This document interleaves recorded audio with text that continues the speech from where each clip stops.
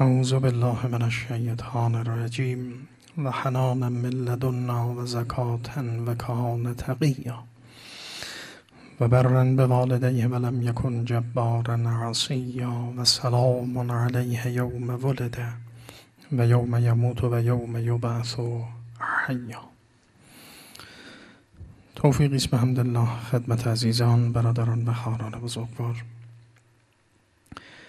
آیات بینات سوره مبارکه مریم را بازگو می کردیم و الان هم در ادامه آیات شریفه آیات 13 14 15 تلاوت شد که آیات کوتاهی است، پیاپی می آید و بازگو خواهد شد.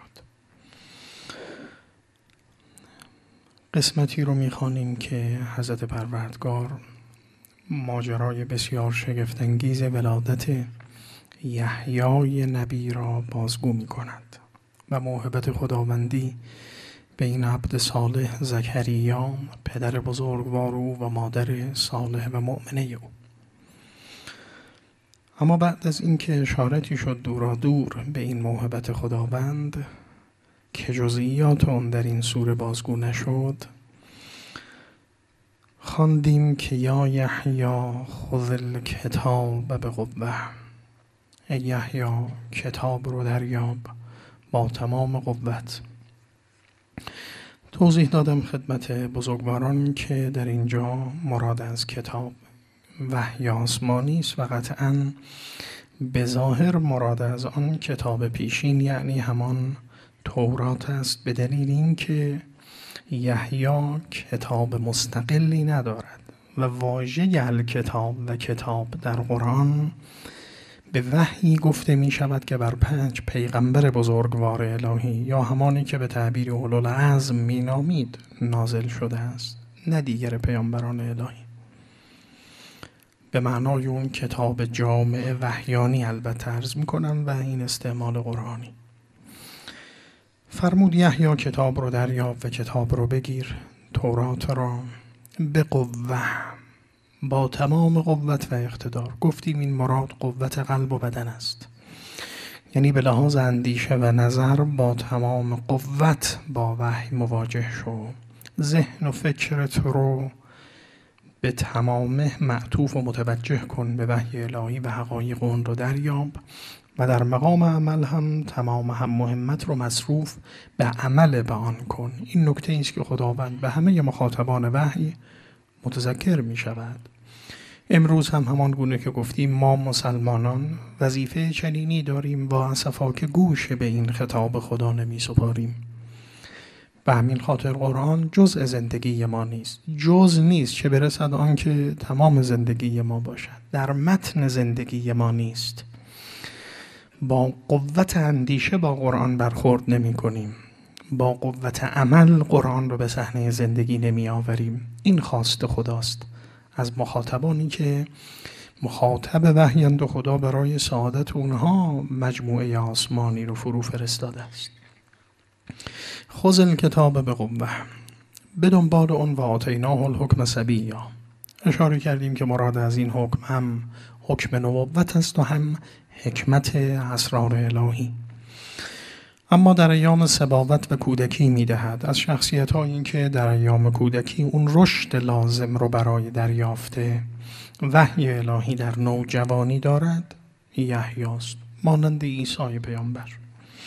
و آتیناه الحکم صبیا و حنانا من لدنا، یعنی اگر بگوییم یا یحیی خذ الکتاب بقوة، یه دستور کلی که هر آنچه بعد از آن گفته می شود از دل این قوت برون میاد. اولین ویژگی آتیناه الحکم صبیا، دوم و حنانا من لدنا، سوم و زکاة و چهارم و کان تقیا. 2 ویژگی بعدی، 6 ویژگی بعد از اون خطاب کلی. و حنانا من لدنا توضیح داده شد، فقط عرض می کنم که رد شیم محضر بارکتون به اتصال بحث رو مروری بکنیم. گفتیم حنان تحنن، گداز، بیقراری، اشتیاق. از ماده حنین می آید، همون سوز و گدازی که در وجود انسان نسبت پاره از موضوعات است. الحنین و الی الاوطان مثال زده شد. اون آتش و حب الوطن چو شعله نماید، بر دل آتش زده به مجمر اسپند، همان می شود که اون سوز و گداز درونی که به وطن دیده میشه. سوز و گدازی که الابل حنین الابل، این حیوان فرزندش زاده شده است و دلبسته آن است، جدا میکنن باز میاد نزد فرزندش. و در مقام بالاتر و فراتر از صفات خداوند حنان است، حضرت حنان، خداوندی که سوز و گداز و اشتیاق را در جان فرزندان آدم قرار داده است. اینجا تعبیر شگفتی بود. و حنانا من لدنا، ما مستقیما از نزد خودمون یه بیقراری و اشتیاق و جذبه‌ای در وجود یحیی قرار دادیم. یحیی سراپا شوریدگی و اشتیاق به خداوند سبحان است. هیچ وصفی و واژگانی نداریم در حقیقت عزیزان برای ماهیت این کلمه. یعنی حنانا من لدنا، فقط حنانا من لدنا، چیز دیگه نمیشه گفت براش. واقعا اوج این ویژگی رو که خداوند مطرح میکند که واقعا الهی زدنی فیک تحیرا به ذهن میاد از نبی مکرم که خدایا متحیر جلال و جمال عظمت تو هم، بر این تحیر من بیفزا که پیامبر میگوید.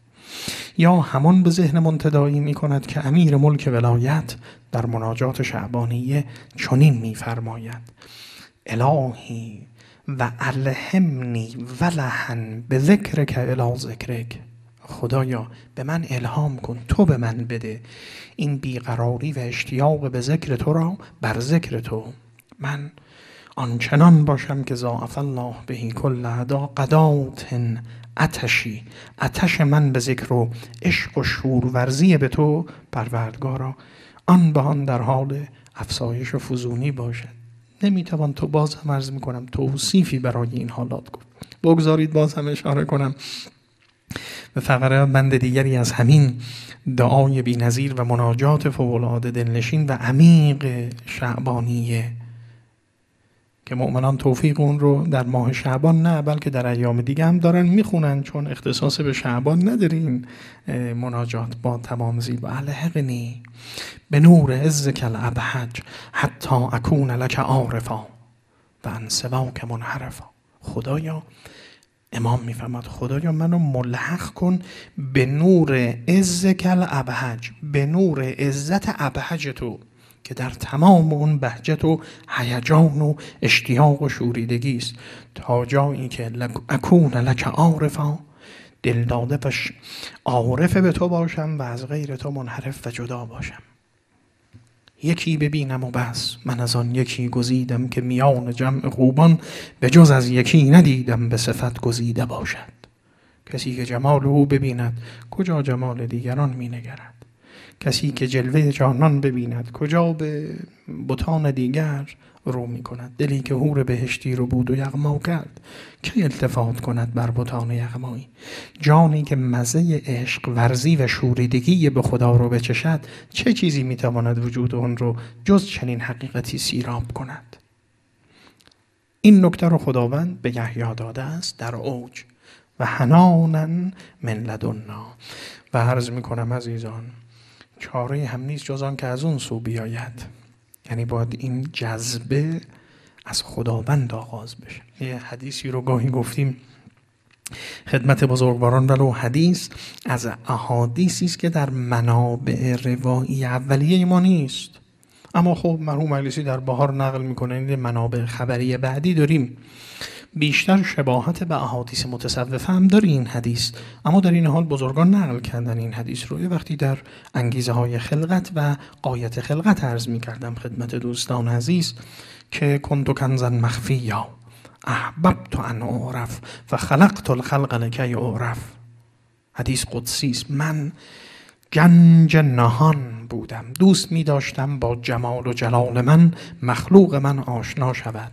احببت ان اعرف فخلقت الخلق لکی اعرف. مخلوقاتی آفریدم که اینها بتونن من رو بشناسند و سرآمد این مخلوقات نیست مگر انسان. آفرید آینه‌ای در خورد خویش، داد او را سینه‌ای در خورد خویش. خداوند بالاخره موجودی را آفرید که سینه این انسان ظرفی باشد برای معرفت حضرت پروردگار و جلال و جمال الهی. مرادم این قسمت از سخنه. فرمود احببت ان اعرف. اول از چه کلمه استفاده میشه؟ از ماده حب. بعد بزرگان میگن سلسله جنبان خلقت احببت ان اعرف فخلقت. یعنی اول حب میاد بعد آفرینش میاد. به همین خاطر میگن عالم از شور و شر عشق خبر هیچ نداشت، فتنه انگیز جهان غمزه جادوی تو بود.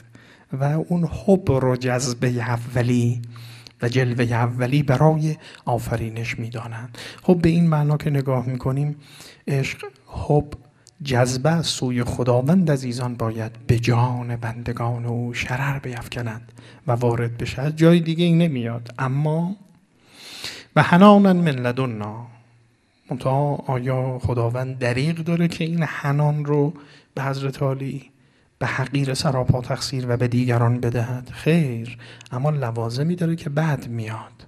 مثال زدم خدمت دوستان، هیچ عاقلی آب پاکیزه طاهر منزه شیرین قابل شرب رو در یه ظرف پلشت کثیف نجس نمیریزد. باید مظروفی باشه قابل که شما بریزید آنچه را که میخواهید، ظرفی باشه قابل که یه مظروف رو بریزید درونو، ولی که نمیشه. این حنانا من لدنا، این جذبه و بیقراری و اشتیاقی که خدا به یحیی میدهد، و زکاتا و کان تقیا، لوازم بعدی داره. زکات رو بگیم بعد میرسیم به سرش که کان تقیاست و ادامه. خواندیم و زکاتا یعنی و آتیناه و زکاتا، و به یحیی ما زکات دادیم، حکم دادیم، آتیناه الحکم سبیا، حنانا من لدنا دادیم، سوم و زکاتن، زکات دادیم. توضیح داده شد کلمه زکات، زکا یزکی تزکیتن و زکاتن، سلم یسلم و تسلیما و سلامن. کلمه زکات مصدر باب تفعیل است، تزکیه و زکات. دو معنای عمده، یک طهارت، دو رشد، در این واژه دیده می شود. اینجا مناسب کدام معناست با کلمه زکات و زکاتن؟ هر دو محتمل است. و طهارتی به او و پاکی به او دادیم که مسلم اگر پاکی بیاید و طهارت بیاید به دنبال اون رشد و تعالی است. اگر تعالی و رشد است قطعا همراه با طهارت بوده. امکان نداره وجودی به پاکیزگی نرسد. اگر به پاکیزگی نرسد وجودی امکان نداره به کمالی برسد، به تعالی برسد. اگر اوج میخواد کسی ابتداعاً باید پاکیزگی باشه، باید ابتداعاً به تعبیر اهل دل بالاخره شستشویی باشد، رفترویی باشد تا گفتگویی بیاید. باید ابتداعاً یه تخلیه‌ای باشه صافی کند وجود رو انسان، بعد یه تجلیه‌ای باشد، یه جلایی میآید بین این دوتا، هم اون تحلیه میاد، آراستگی میاد، پیراستن، آراستن، شتافتن. خب اینها سلسله وار است. فرمود و زکاتن، و به یحیی زکات دادیم، یعنی طهارت و رشد و ارتقا. حالا ببینید تمام اون چرا گفتیم عنایت کردیم، آتینا داده شد درست، اما چرا؟ اینها بدون بالاخره عرض به خدمتون حساب و کتاب پیشین است. آیا اینها به دلیل شخصیت پدر او صرفاً؟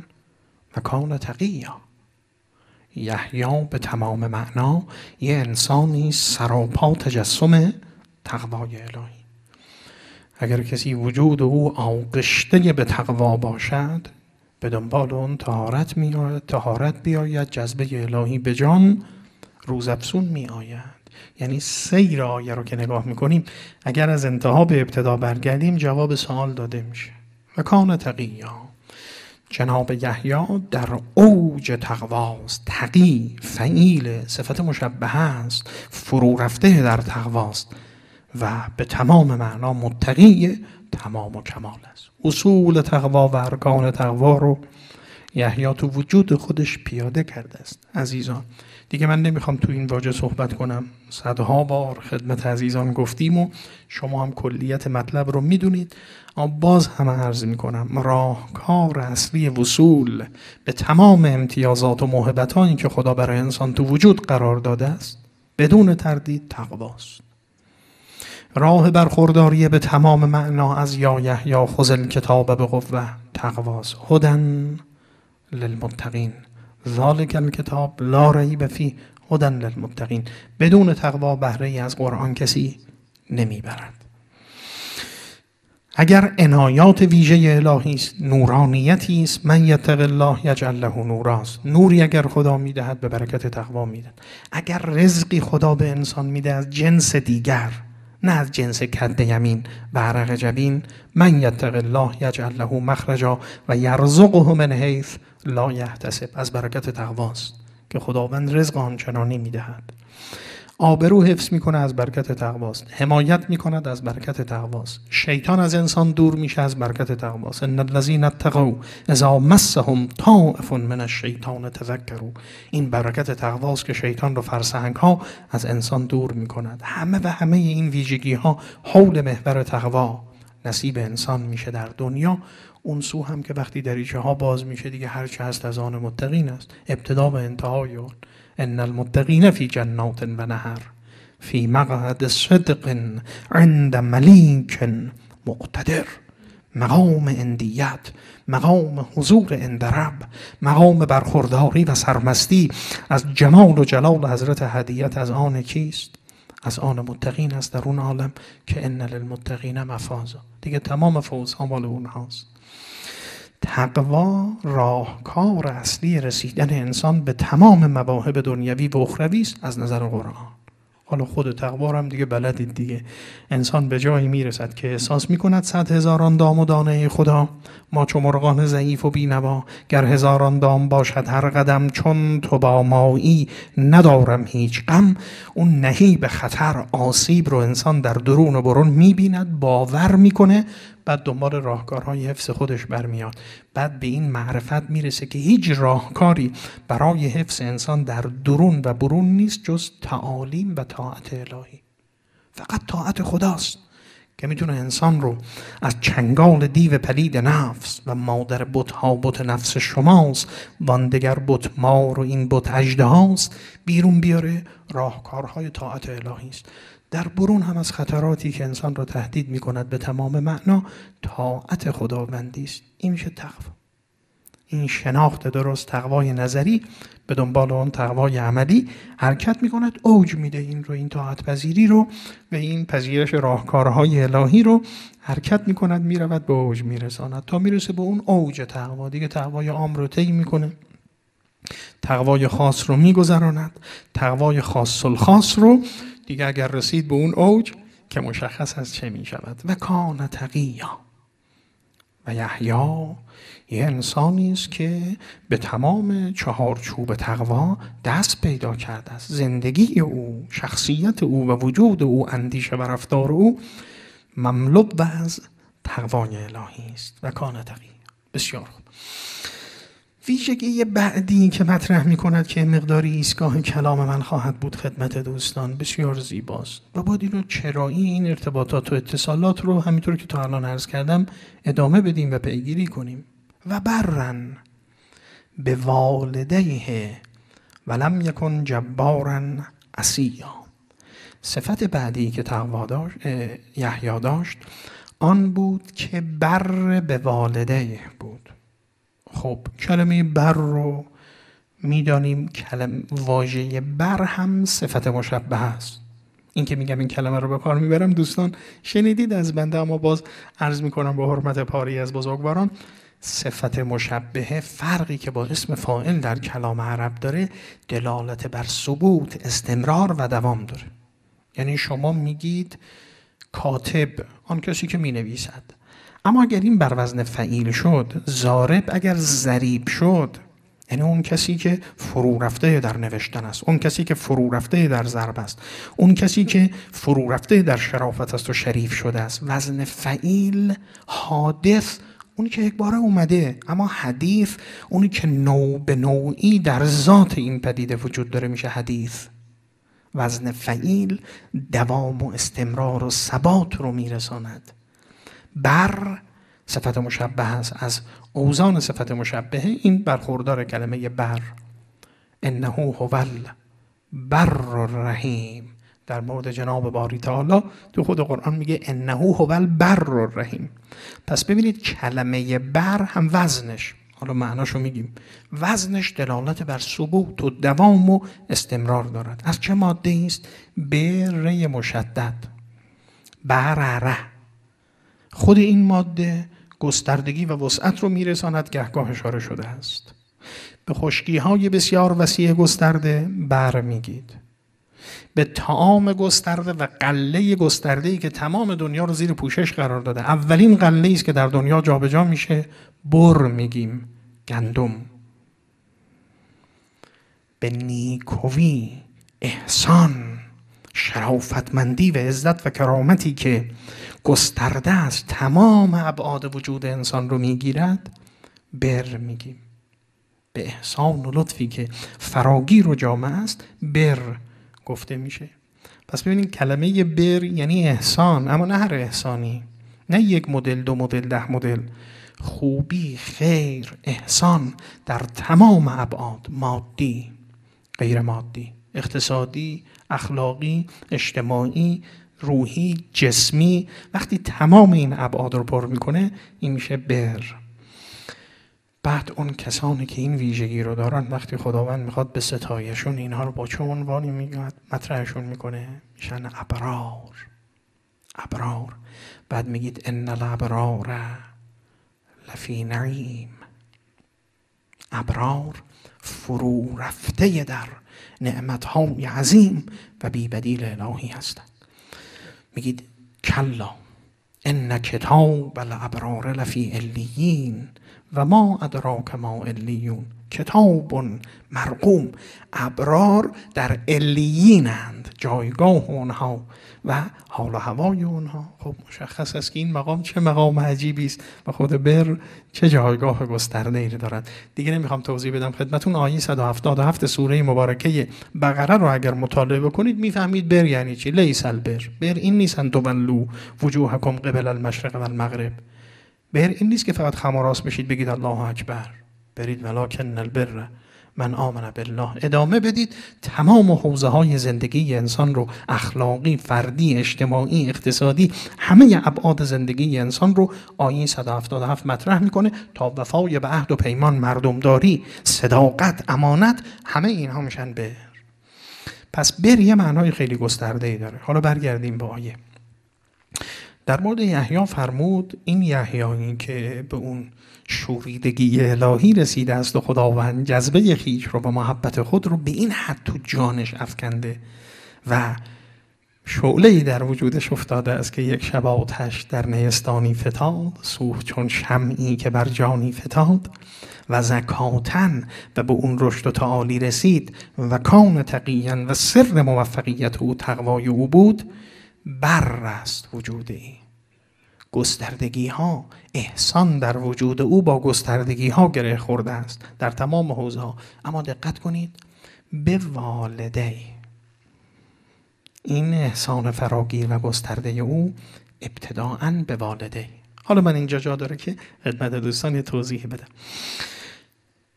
خواندیم که خداوند به او حکم داد حنانا من لدنا و زکاتا و کان تقیا. تا اینجا این ویژگی هایی که خوندیم، اگر به همون ترتیب عرض کردم، این ویژگی که حکم دارد، حنان دارد و زکات دارد، این 3 ویژگی از سوی خدا به او داده شده است. مش و مرام یحیی چیست؟ تقوا.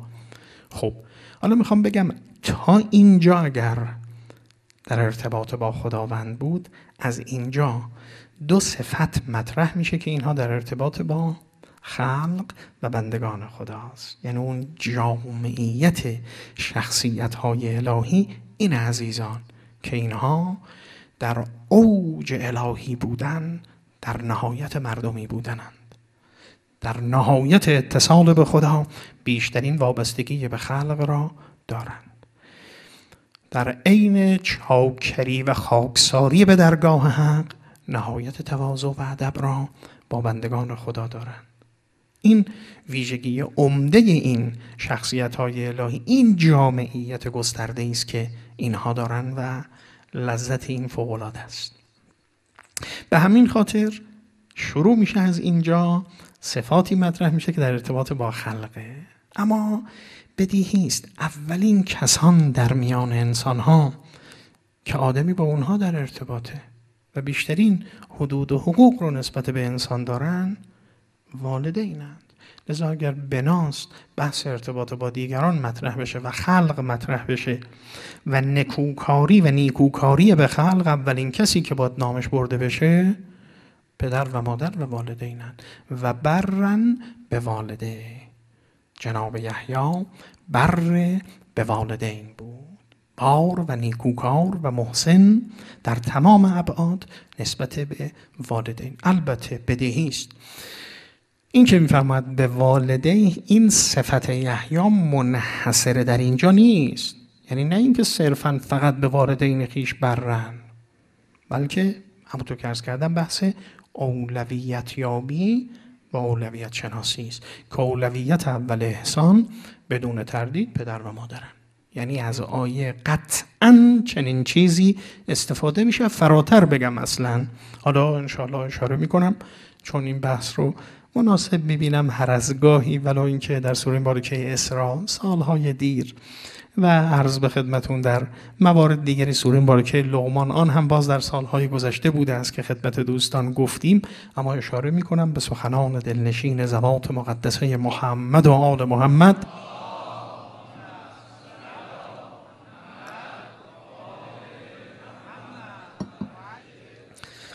تذکری برای هممون انشاءالله باشد برخوردار و بهره‌مند خواهیم شد. اما دقت بفرمایید، میخوام بگم اولین، دقت کنید این خیلی مهمه، اولین ویژگی بعد از تقوا، من فکر میکنم لازمه که من یه خواهشی از دوستانی که نشستن قسمت‌های عقب، چون وسط‌ها میبینم جا هست، عزیزان میان این جلو و نمیبینن صحنه رو، اگر لطف بفرمایید که یه مقدار همطور که نشستید جلوتر تشریف بیارین، من ممنون میشم از محبتون. یه صلواتی نهاد بفرمایید. برای اون قسمت‌های انتهایی جا هست. بله. یه صلوات دیگه محبت بفرمایید.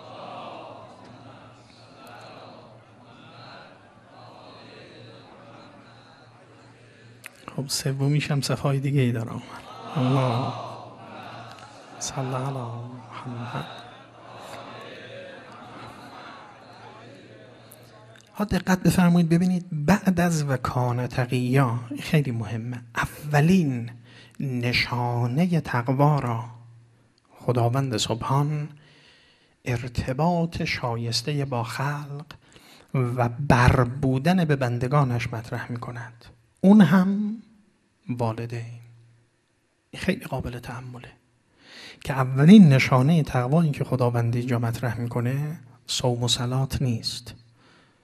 برجسته ترین نشانه تقوایی که اینجا مطرح میکنه ذات حق طواف خانه حق نیست، طواف کعبه گل نیست که طواف کعبه دل است. این خیلی تکان دهنده است و تأکید شدید قرآن رو نسبت به این مسئله مخاطبانش میرسانه که از نشانه های عمده اهل تقوا اینی که دست اینها گشاده است در احسان و رفتار نیکو نسبت بندگان خدا، بخصوص با اولویت شناسی. اینکه یسألونک ماذا ینفقون، پیامبر از تو سوال میکنن که چی انفاق کنیم، ما خیلی دوست داریم جز منفقین باشیم یا رسول الله، دل ما لک میزنه که خدا ما را بپذیرد جزو اونها که مما رزقناهم ینفقون باشیم. لذا بفرمایید که لیست بدید به ما، بگید 1 2 3 ما قلم دست اون چی بنویسیم، چی انفاق کنیم خدا میپسنده. قد ما انفقتم من خیر، برید هر چی میخواید بدید، ما براتون تعیین نمیکنیم چی، نقدی باشه، جنسی باشه، صغیر باشه، کبیر باشه، کوچک باشه، بزرگ باشه، مهم نیست. قل ما انفقتم من خیر، مواضع مصرف مهمه، به که بدهید و در چه زمینه انفاق و هزینه کنید برای خدا مهمه که اولویت میشناسید یا اولویت نمیشناسید. قل ما انفقتم للخیر من خیر فللوالدین والاقربین. ابتداء از پدر مادر شروع کنید، بعد نزدیکانتون شروع کنید، بعد ادامه بدید، این دایره رو توسعه بدید. اولویت شناسی در باب انفاق رو خداوند تذکر میدهد، سوال رو اصلاح میکنه. اونا سوالش این بود چی بدیم، خدا جواب نداد چی بدیم، به کی بدید رو ما جواب میدیم. یعنی سوال رو اصلاح کرده. معلم زیرک اینطوره دیگه، یه معلم آگاه سوال دانشجوی خودش رو، دانش آموز خودش رو تغییر میده، اصلاح میکنه تا مرادش رو درست به اون برسونه. خدای علی اعلی چنین فرمود و اصلاح کرد سوال رو، اولویت رو تعیین کرد. میخوام بگم خدمت دوستان، در تقوا از نخستین اولویت ها نیکوکاری به بندگان خداست، نه به سجاده نشینی صرف. البته اینجا وقتی این مسئله گفته میشه، من میبینم تو این فضاها و غیره این هم این تبلیغ چیزهایی که فرستاده میشه گاهی این گفته میشه باز ذهن راهزنی نشه ها، بگیم باز عبادت به جز خدمت خلق نیست، به تسبیح و سجاده و دلق نیست. نه، عبادت هم به تسبیح هست هم به سجاده است. البته دلقش نه، دلقش مال ما نیست. نقد صوفی نه همین صافیه بی قش باشد، ای بسا خرقه که مستوجب آتش باشد. ما نگوییم بد و میل به ناحق نکنیم، جامعه کس سیاه و دلق خود از رق نکنیم رو بذاریم کنار. عبادت به سجاده هست، به تسبیح هست و به خدمت خلق است. نه اینکه اینو نفی کنیم اونو اثبات کنیم، اونو اثبات کنیم اینو نفی کنیم، نه. اما از اولویت‌های اصلی و جدی تقوا احسان و نیکوکاری به بندگان خداست، اون هم با رعایت مراتب اولویت. بعد در مقام اولویت هم تردیدی نیست. عزیزان من، بزرگواران، برادران و خواهران معظم، اولویت اول بدون تردید زیر این آسمان مینایی برای تک تک ما والدینند. اولویت اولمونند. و برن به والدین. خب بعد به دنبال اون دیگه توسعه پیدا می‌کند مراحل بعدی. اما خب اجازه بدید من از همین مجال تنگی که داریم استفاده کنم، خدمت دوستان یه دو تا نکته رو بخونم فقط خدمتون برای تأمل و تبرک و عرض کردم برای یادآوری فزونتر، چون واقعا یه موضوعی که غفلت توش. همین امروز در مشاوره اول صبحمون خدمت بحث مشاوره ازدواجی بود، مادر بزرگوار هم بودند و خانم آقا هم نشسته بودن. در پایان دیگه چون بحثشون رفتن اون سوی دنیا بود، برای زندگی و این مسائل مطرح بود، اشاره کردم بالاخره این نکته‌ای که گاهی خدمت عزیزان گفتیم. فرزندان اجزاء وجود انسانند، اولادنا اکبادنا یمشون علی وجه الارض. به تعبیر شاعر عرب، به تعبیر پارسیان به فرزند جگر گوشه میگویند. جگرگوشه میشه همون اکبادی که عرب داره میگه، اولادنا اکبادنا، اینا جگرگوشه های من، پاره تنماند فرزندانمون. درست؟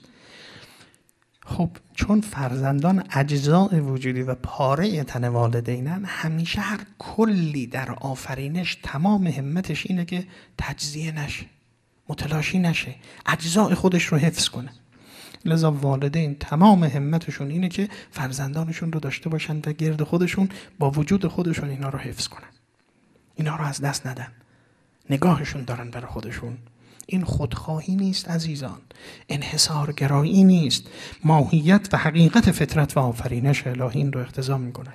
از اون طرف فرزندان جزءاند، در نظام خلقت هر جزئی در حال استقلال و تکامل و فارغ شدن از کل است. یعنی جزها را رویها سوی کل است. هر جزئی تو خلقت میخواد کل مستقل برای خودش بشه، میخواد تجزیه بشه و بره یک کل مستقلی باشد. لذا والدین تمام همتشون این است که بگیرند، فرزندان تمام همتشون آن است که بگریزند. نتیجه میشه چی؟ او میکشید و من میکشیدم و میشه این تعارض و فاصله بین والدین و فرزندان به شکل طبیعی. حالا تو نظام خلقت، تو آفرینش الهی، خداوند در نظام تشریعش مقابل اون احکامش رو وضع میکنه، توصیه های خودش رو به جوری مطرح میکنه که این فاصله ها و خلأ ها پر بشه، این جدایی ها پیش نیاد. به همین خاطر شما میبینید در آیات بینات قرآن شاید به جرأت بتوان گفت هیچ موضوع اجتماعی در این حد نزدیک به خدا و توحید الهی مطرح نشد. اما من قبل از این که بگم، ببینید این حسن تعامل و ارتباط با والدین، اما از نوعی که قرآن میگه خاصه که خواهم گفت، این اصلا دلیل شرعی نمیخواد. به هر عاقل فرهیخته‌ای که بهره ای از عقل داشته باشه اگر مراجعه کنید، میگه اگر کسی به تو لطف و احسان کرده است، پاسخ او محبت است.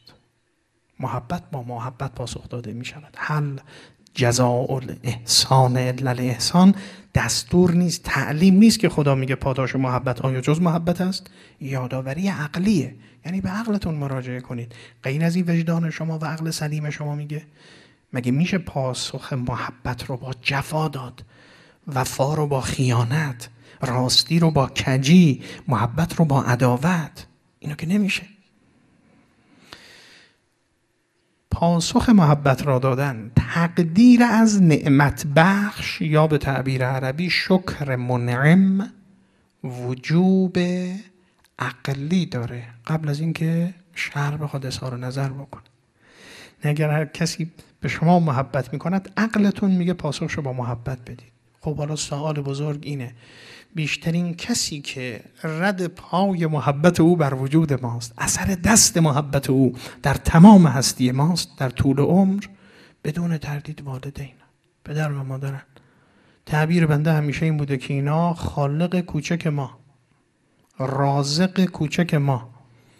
خداوند هو الذی خلقکم ثم رزقکم. دو کار اولیه خدا، خلق رزق بعد هدایت. والدین خلق رزق هدایت، همین کار خدایی میکنن منتها در عالم مخلوق. لذا اینها تقدیر و تشکر و احسان و شکر و محبت به اینها قطعا ضرورت عقلی داره قبل از اینکه ما دیدگاه شرعی بهش داشته باشیم. حالا شریعت میاد این رو متعالی میکنه، مقدس میکنه، شایسته میکنه، با عقل و احساس با همه چی قرین میکند، پشتوانه تعبدی به اون میده. میگه و قضا ربک الا تعبدوا الا ایاه و بالوالدین احسانا. حکم قطعی خدا آن است که جز او عبادت نشود و حکم قطعی خدا این است که به والدین احسان شود. پایا پای توحید الهی احسان به والدین. انشکر لی ولوالدیک. شکر من خدا به شکر والدین. تقدیر و تشکر هست والدین. خب اون دلیل عقل جای خودش، این حجت شرع میاد و وزانت بیشتری به این بحث میدهد. و باز هم تکرار میکنم که ملاحظه میفرمایید هیچ عملی به وابستگی و پیوستگی احسان به والدین در قرآن کریم به مقدار نزدیکی به هیچ عملی نزدیکی به توحید و حدود الهی رو به مقدار احسان به والدین نداره. نزدیکترین عمل است به مرزهای توحید الهی، مرزهای طاعت الهی. به این شگفتا چقدر زیبا و لطیف خداوند این بحث رو میپروراند. حالا که گفتیم اجازه بدید شاید لازم باشه تو این عصر و زمانی که گاه ممکنه ما بالاخره تزلزل‌هایی در بعض از رفتارها می‌بینیم، باز حداقل یه یادآوری باشه این عطر دلانگیز سخنان معصومین باز یه حلاوتی به جانمون بده و یه غباری را از صفحه دلمون بردارد انشاءالله و مورد استفاده قرار بگیرد امروز و فردا و بعدها. اون چرا که عرض میکنم خدمت دوستان عزیز، ان ابی امامه ان رجلا قال یا رسول الله ما حق الوالدین علی ولدهما. روایت در سنن ابن ماجه، یکی از 6 کتاب اصلی اهل سنت است. مشابه این در منابع خود ما هم هست. ما حق الوالدین علی ولدهما. حق پدر و مادر بر فرزند چیست؟ ببینید عجیبه، نشنیدید این رو؟ فرمودن هما جنتک و نارک.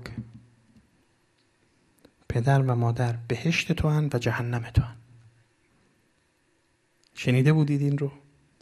هما جنتک و نارک. اینها هم بهشت تو محسوب میشن هم جهنم تو. عمل کرده تو با اینها میشه تو را به وادی بهشت ببرد، بهشت یغما ببری، میتواند تو را به مغاک دوزخ بیفکند. هما جنتک و نارک. در ذیل این آیه‌ای که الان خوندم و قضا ربک الا تعبدوا الا ایاه، پیامبر فرمودن الاحسان ان تحسن صحبتهما. این احسانی که خدا میگوید که در این آیه از اون تعبیر به بر میکنه و دارنده اون بر میشه و برن به والده، عمومیت و فراگیری داره. اینجا به بعض از ابعادش پیامبر اشاره میکنن ان تحسن صحبتهما. صحبت گفتگو نیست، معاشرت با اینها رو خیلی نیک کنی. الا تکلفهما ان یسألاک شیئا. نکنه اینها اگه از تو چیزی بخوان به کلفت بیفتن، شرمنده باشن که به زبان بگن. تو کاری کن که اینها هیچگاه خواستشون رو به تو بر زبان جاری نکنن، نه اینکه خواستشون رو بر زبان جاری کنن و تو روی گردانی کنی.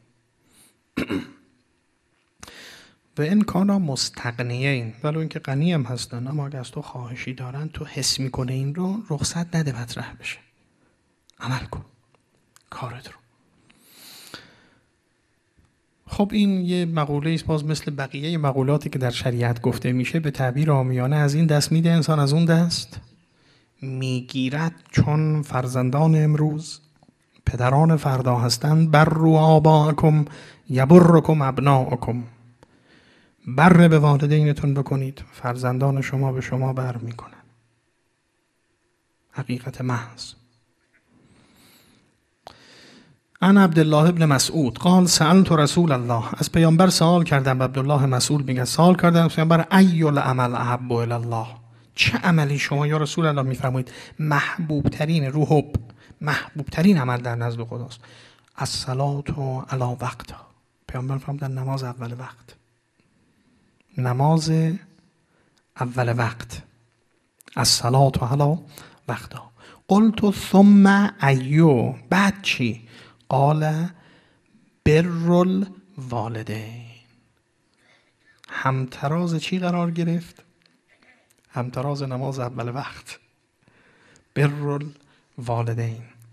جاء رجل الی رسول الله. آمد کسی پیش رسول خدا گفت جئت ابایک علی الهجره. آمدم با شما بیعت کنم تا از شما هجرت کنم از مکه به سوی شما یا رسول الله. اما وقتی می اومدم از مکه بیرون یا از شهر و دیار خودم، ترکت ابوی یبکیان. پدر و مادرم پشت سر من میگریستن و من اومدم. فرمودن ارجع الیهما. نه اینجا تو مدینه نمون، برو پیش اونها. فضحکهما، برو اونها رو شادمان کن. کما ابکیتهما، همونطور که ناراحتشون کردی.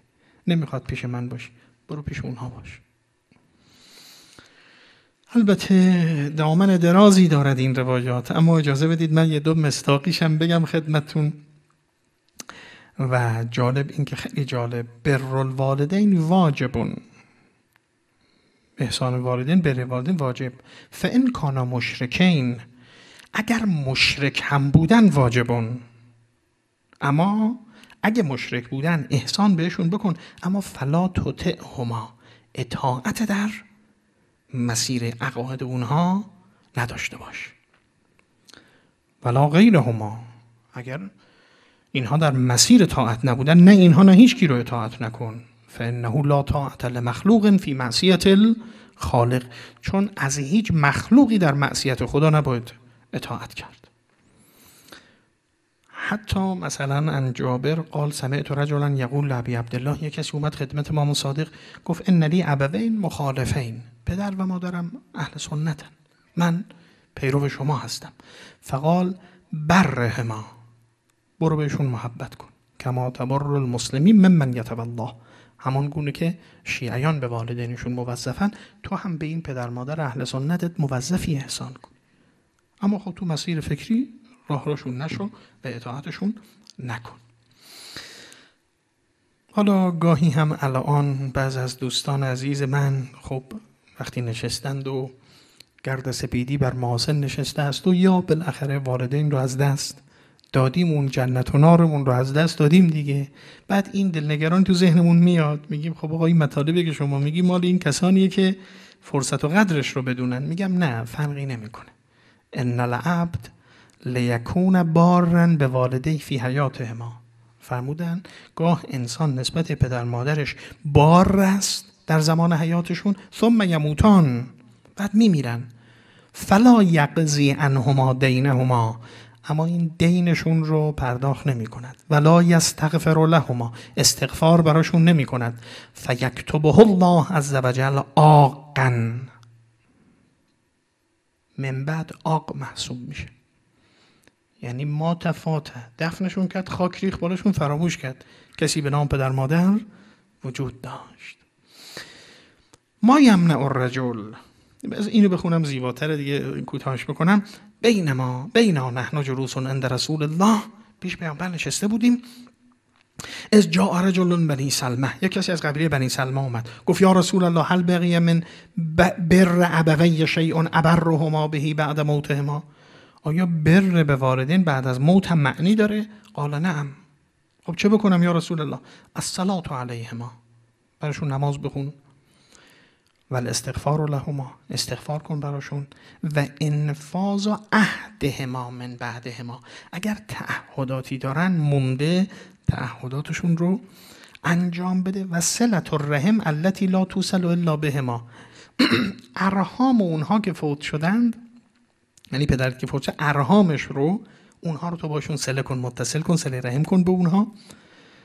و اکرام صدیقهما، و دوستانشون رو هم، صدیقهما بگیم درست بگیم، و اکرام صدیقهما، دوستانشون رو هم احترام بگذار و حرمت کن. این هم جزو حقوقیه که نسبت به والدین داری. همون که قدیمی های ما میگفتن بابا ما پدر آشنا هستیم، حال ما نمیپرسی، احوال ما نمیگیری. و عرض به خدمتون یه جمله هم بگم که خواهران بزرگوار سر رو بلندتر بگیرند. اما در این حال میدونیم تمام اون چه گفتیم و تمام این توصیه ها هنگامی که به فضای مشترک بین پدر مادر میرسد، کفه ترازو قطعاً به سود مادران میچربه. هر چه گفتیم سمت و سوی مادر فزونتر است تا پدر نسبت به این حقوق. گفت کنا مع رسول الله، با پیامبر بودیم، علی جبل، روی کوه بلندی، فاشرفنا علی وادن، پایین رو نگاه میکردیم، فرأیت شابا یرعی غنما، لا اعجبنی شبابه، دیدم جوانی دنبال گوسفندانه. بعد من تیپش قیافش منو به تعجب انداخت. گفتم یا رسول الله و ای شاب لو کان شبابه فی سبیل الله، این با این قیافه و تیپ کاش که این فی سبیل الله میومد مقاتله میکرد، مبارزه میکرد، در خدمت شما بود. فقال النبی، پیامبر فرمودن به من، عمر ابن خطاب این رو میگه، به من گفتن یا عمر فلعله فی بعض سبیل الله، اون تو سبیل خداست و انت لا تعلم، تو نمیدونی. گفتم چطور؟ ثم دعاه النبی، صداش دادن اون جوان آمد. فقال یا شاب هل لک من تئول، میخوام به من نشون بدم، به دیگران ثابت کنن. فرمودن تو کسی رو اداره میکنی با این کارت، با چوپانیت؟ عائله ای داری کسی رو اداره میکنی؟ قال نعم. قال من، فرمودن تو چه کسی رو اداره میکنی؟ قال امی، مادرم. فقال النبی، من فرمودن الزمها، برو همین کارو بکن. نمیخواد بیاد تو سبیل الله، نمیخوای بیای به جنگی، نمیخواد بیای پیش من، الزمها، برو ملازم مادرت باش. فان، اینشو بلدید به شکل دیگه یه منتها، فان عند رجلی حل جنه، جنت همان زیر پای مادر توست. خرجت من عند ابی عبدالله علیه السلام لیلة ممسیا، یه شبی خدمت امام صادق بودم، رفتم خونه. فاتیت منزلی بالمدینه و کان امی معی، با مادرم زندگی میکردم. فوقع بینی و بینها کلام، اختلافمون شد. فاغلظت علیها، یک کمی تند با مادرم صحبت کردم. فلما ان کان من الغد صلیت الغداء و اتیت ابا عبدالله علیه السلام فما دخلت علیه فقال لی مبتدعا، صبحی نماز خوندم رفتم خدمت حضرت برای کاری که داشتم، هم وارد شدم اجازه ندادن حضرت به من چیزی بگم. گفتن یا ابا محزم مالک وللخالده، اسم مادرم رو فرمودن، گفتن تو رو چه کار کردی با خالده؟ اسم مادرم بود. اقلست فی کلام البارحه، دیشب با مادرت به خشونت صحبت کردی، به غلظت صحبت کردی. اما علمت ان بطنها منزل قد سکنته و ان هجرها مهد یا حجرها مهد قد قمسته و ثدیهها وعاء قد شربته. نمیدانی مگر که رحم او جایگاه تو، دامن او پروردگاه تو، سینه او محل نوشیدن تو. قلت بله یا رسول ابن رسول الله. فرمودن فلا تغلظ بها، دیگه نشنوم نبینم که با او درشتی کنی. فلا تغلظ بها. حالا دیگه اینها عرض به خدمتون روایات عجیب، من دیگه برگردم و بحث رو خدمت دوستان تمام کنم. مایل بودم بیشتر بخونم، کفایت میکند. و برن به والده، ویژگی این یحیی آن است که بسی نیکوکار است، اما ابتداء اولویت والدین که بیشترین حقوق رو بر او دارن. ولم یکن جبارا عصیا. بسیار خوب. نسبت به ارتباط با خلق و بندگان خدا نیکوکار در بعد ایجابی، اما از ویژگی هایی که با مردم نداشت و ندارد و نباید باشد. در کسانی که نام یحیی رو میشنوند، آشنای با یحیی، آشنای با آیات سوره مبارکه مریم و این کلامند، ولم یکن جبارا عصیا. و یحیی جبار نبود. کلمه جبار القصر و الغضب ریشه های اونه، یعنی درشتی و خشونت. اما یه اصطلاح کلمه جبار، ببینید، المستخف به حقوق الناس. دقیقا خاطرتون باشه کلمه جبار معناش اینه، المستخف به حقوق الناس، کسی که حقوق مردم رو پست می شمارد. و لا یرا لأحد علیه حقا، و برای هیچ کی نسبت به خودش حقی قائل نیست. این میشه جبار. یعنی با کمال عذرخواهی عرض میکنم، اونی که میگه چیکار کردی بابا مادر تو برای ما، بلافاصله بعد از برن به والده چه کلمه ای اومد؟ ولم یکن جبارن. از همینجا بگید، یعنی اینم از خانواده شروع میشه، جبار نبودن، بعد میاد توی بقیه اجتماع. انسان فرهیخته مؤمن اهل تقوا عزیزان، حقوق دیگران رو به خودش میشناسد، تکلیفش رو به دیگران میداند، حقوق دیگران رو هم به خودش بلد است. یعنی میدونه چه حقی بهش هست، چه تکلیفی داره، چه حقی دیگران بهش دارن. هر چیزی جای خودش. از نکاتی که انسان رو به ابلیس گونگی و شیطان خویی میرساند همین نکته است که اوج تکبر رو در وجود انسان ایجاد میکنه، که انسان سرگردنش رو بالا بگیره، بگه هیچ کی به گردن من حقی نداره. کی به گردن من مدیون کیم؟ من بدهکار کسی نیستم. هیچ کی به گردن من حق نداره. چیکار کردم برای من پدر مادرم؟ میخواستم فرزند نیارن. برادر خواهر اینا کیان؟ اینا کیلو چندن؟ دایی عمه کیه؟ معلم کی بوده؟ مدرسه کجاست؟ محیط اجتماعی همسایه کیه؟ اصلا کی حق اینا؟ یعنی چی؟ اینا داستان افسانه است. کی من حق داره اینا رو؟ من این رو بارها با افتخار گفتم عزیزم. من گاهی تو ذهن خودم نمیخوام آری از هر ریاضی و آری از هر انشاءالله هر عنوانی عرض میکنم این رو خدمت بزرگواران و عزیزان. گاهی وقتی دعا میکنم من به اون رفتگر زمان کودکیم که صدای خشخش جاروی اون رو در خیابان خودمون، در کوچه خودمون، اون منزل خودمون میشنیدم، دعا میکنم، چون میدونم اون به گردن من حق داره که من امروز محمد علی انصاریم. اون به گردن من حق داره. اون معلم کلاس اولی که در دبستان هروی خیابان خواجه ربی آغاز الفبا رو به من آموخت، به گردن من حق تمام دارد که خدا روحش را شاد کناد. آن مرد دامغانی بود. معلم نخستین کلاس ابتدایی من بود. اون پزشکی که در دوران کودکی معالج من بود که خدای او رو هم رحمت کند، به گردن من الان حق داره که اینجا نشستم. و تمام این کسان رو اگر خدا توفیقی دهد، عنایتی دهد، در وقت دعا فراموش نمیکنم و به روح همشون دعا میکنم که خداوند رحمت واسعش رو نصیب همشون کند. مگه میتونیم ما عزیزان از زیر این حقوق شانه به در بیاریم و لا یری لأحد علیه حقا، متکبرانه بگیم کی به ما حق دارد؟ هزاران هزار عامل دست میده. بالاخره من و شما امروز امشب اینجا نشستیم کنار قرآن داریم مطالب رو میگیم، اما تو خطوط مرزی شرق کشورمون، غرب کشورمون، شمال کشورمون، کنار آبهای نیلگون خلیج فارس، یه گروهی همین ساعت و این لحظات چشمهای تیزشون مراقب اینه که کسی امنیت این مملکت رو خدشه‌دار نکنه. اونا چقدر حق دارن به شکل گرفتن این جلسه و این انجمن ما؟ بسیار حق دارن. اون عزیزانی که در شیفت‌های مختلف کاری در حوزه‌های نظامی، انتظامی، بهداشتی، غیره غیره غیره، درمانی، الان توی این مملکت مشغول کارن همین ساعت، اونا به گردن ما حق دارن. الان من چطور میتونم غیر منصفانه نبینم حق اونها رو و مقر نباشم و به جا نیارم؟ اگر به جا نیاوردم و نپذیرفتم میشم چی؟ جبار.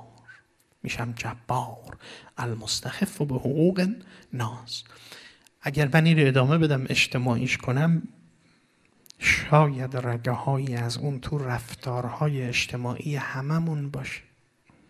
وقتی حقوق مردم رو من ایستادم اینجا، مسیر رو گرفتم، دارم با دوستم خوشوبش میکنم پشت فرمان ماشین، حالا ماشینم پشت سرم ایستادن، جماعت و مردم هزار جور مسئله دارن، دارن بوق میزنن بندگان خدا با دست چه خبرته؟ این یعنی جباریت. المستخف به حقوق ناس. من دارم حقوق مردم رو خرد میکنم، زیر پا میگذارم. تکبر من دلم میخواد اینجا بایستم، هر کار میخوای بکن. تو مأمور راهنمایی، تو افسر راهنمایی که میگی اینجا خلاف ایستادن، به تو چه کاری داره؟ این میشه مصداق چی؟ جباریت. بله، این جباریت های کوچک بعد جمع میشه جبار بزرگ. میشه اون کسی که برای حقوقی، برای مردمی، جامعه، ملتی حق قائل نشه. اینا میشن شکل‌های بزرگش. المستخف به حقوق الناس. خیلی حساب کتاب عزیزان تو این حقوق، خیلی حساب. ولم یکن جبارا عصیا. و عصی نبود. کلمه عصی اینم فعیل، باز صفت مشبه است. باز از ماده چی میاد؟ عصیان، تمرد، گستاخی، نافرمانی، سرپیچی. و جناب یحیی عصی نبود، طغیانگر نبود در قبال خدا و خلق، بلکه کاملا در اون چهارچوب حدود و حقوق قدم بر می داشت. حالا چنین انسانی چی باید براش گفت؟ با این ویژگی های ششگانه‌ای که خوندیم، با اون آتیناه الحکم صبیا، با حنانا من لدنا، با زکاتا، با کان تقیا، با برن به والده، با لم یکن جبارا شقیا، جز این نیست که باید گفت السلام علیه یوم ولد و یوم یموت و یوم یبعث حیا.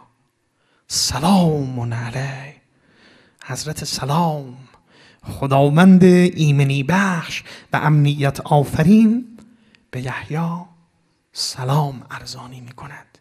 این سلام یعنی چی؟ یعنی امنیت، عافیت و امنیت الهی باد. این سلام من الله دیگه، سلام خدا و امنیت الهی باد بر یحیی. اونم سلامون تنوین داره. تنوینش چه نوع تنوینیه؟ تنوین تنکیر و تفخیم. چه سلامی، چه امنیتی. سلام علیه بر یحیی.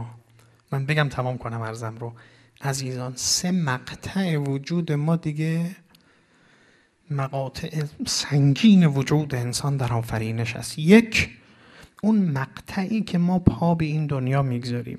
کجا؟ تو چه دامنی؟ از چه رحمی؟ از چه صلبی و نطفه‌ای؟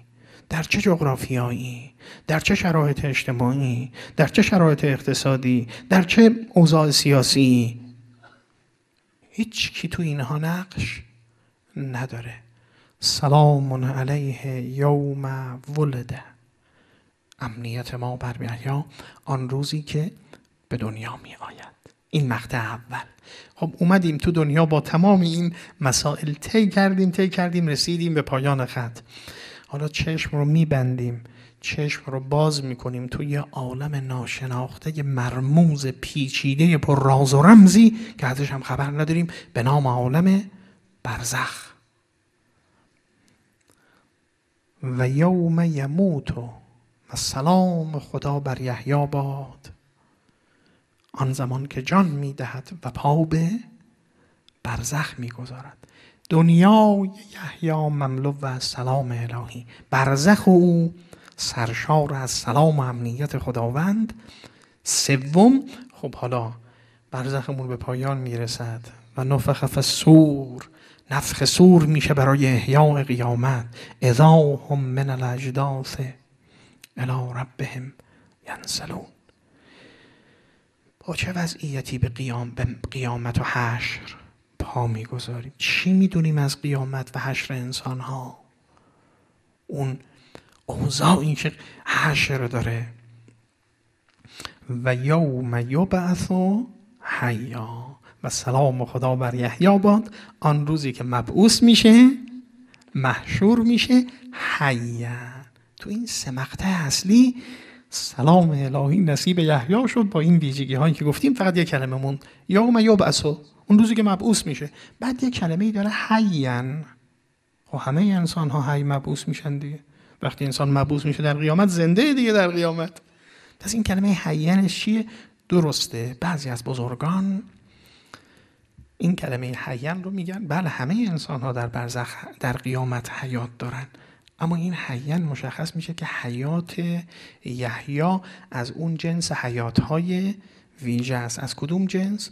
از اون جنسی که ولا تحسبن الذین قتلوا فی سبیل الله امواتا بل احیاء عند ربهم یرزقون. بله این مقام شهدای فی سبیل الله هست که اینا حیاتشون پس از مرگ یه حیات ویژه‌ای در برزخ و در قیامت. چرا؟ چون یحیی از شهیدان فی سبیل الله هست. هرودیس امپراتور زمان اوست. این در مرقس و در یوحنا، حداقل در 2 انجیل از اناجیل اربعه ماجرا نقله. هرودیس حاکم زمان است و همسری دارد به نام هرودیا، یا زن برادری دارد به نام هرودیا به نقل اختلاف تاریخ. این خانم دختری داره، یعنی یا برادرزاده یحیی این دختر یا دختر همسر اوست، یعنی دختر خوانده او. اما در نهایت عشوه‌گری و زیبایی و جمال و شهرآشوبی هرودیس دلبسته او میشه و به کام او دل میبندد و مایل است که اون رو داشته باشه، حتی وصل داشته باشه باش، همسرش بشه اصلا.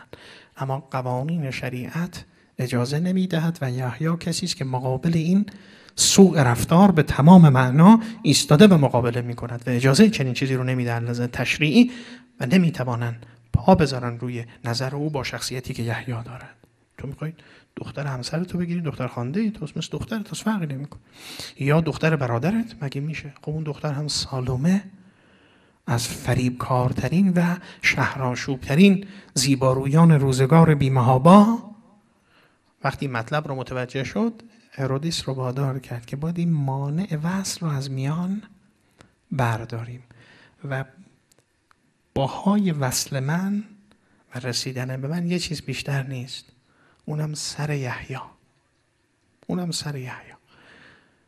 به ذهنتون تداعی میکند ماجرای قطام و ابن ملجم و امیرالمؤمنین که مهریه من فرق علی باشد. از این قصه ها در تاریخ هست. هرودیس این کار رو کرد، یحیی رو کشت، سر یحیی رو داخل طبقی گذارد، فرستاد بر سالومه تا به وصل او برسه و یحیی در میان پیامبران شد یحیی شهید و به این مقام والا رسید. لذا یوم یبعث حیا. خب این پایان این آیات تا اینجا که گفتیم و ذکر فی الکتاب مریم اذ انتبذت من اهلها مکانا شرقیا میماند. من یه دعا بکنم و یه عرض مختصری خدمت دوستان بگم و شما را به خدا بسپارم. پروردگارا از این ویژگی ها و صفاتی که گفتیم به آبروی یحیی و خون گلوی یحیی و همه شهیدان طول تاریخ ما را برخوردار و بهره‌مند بگردان. توفیق انجام این ویژگی های شایستگی و دلبستگی به اونها رو در تمام زندگی نصیب و بهره ما قرار بده. خب من نام یحیی شهید آمد یه دعای دیگه هم بکنم و پروردگارا همه شهیدان فی سبیل الله در دوران نبوت، شهیدان اسلام، شهیدانی که تا 22 بهمن 57 خونشون رو زمین ریخت، بعد از اون برای اطلاع این مملکت جان دادند، با اولیاء خودت مشهورشون بگردان.